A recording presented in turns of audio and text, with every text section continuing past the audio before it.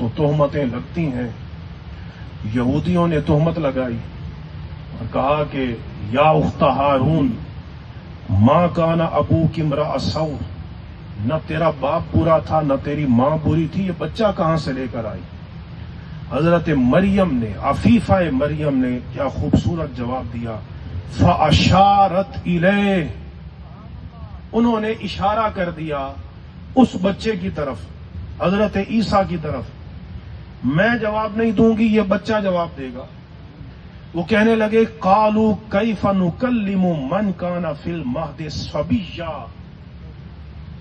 کہ وہ بچہ کیسے کلام کر سکتا ہے؟ جو پنگھوڑے کا بچہ ہے، شیر خوار بچہ ہے، وہ کیسے کلام کر سکتا ہے؟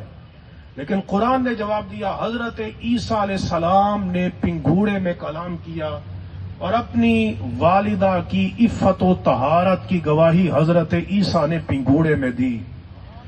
کتنا بڑا شرف ہے کہ پنگھوڑے میں شیر خارگی کے عالم میں اپنی ماں کی طہارت کی گواہی دے رہے ہیں.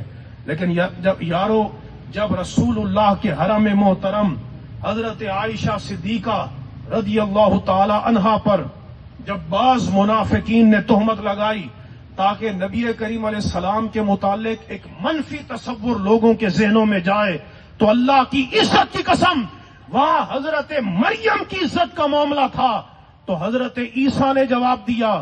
یہاں اللہ کے حبیب کی عزت کا معاملہ تھا، یہاں میرے آقا نے دفاع نہیں کیا، رب نے حضرت عائشہ صدیقہ کی شان میں قرآن کی آیتیں نازل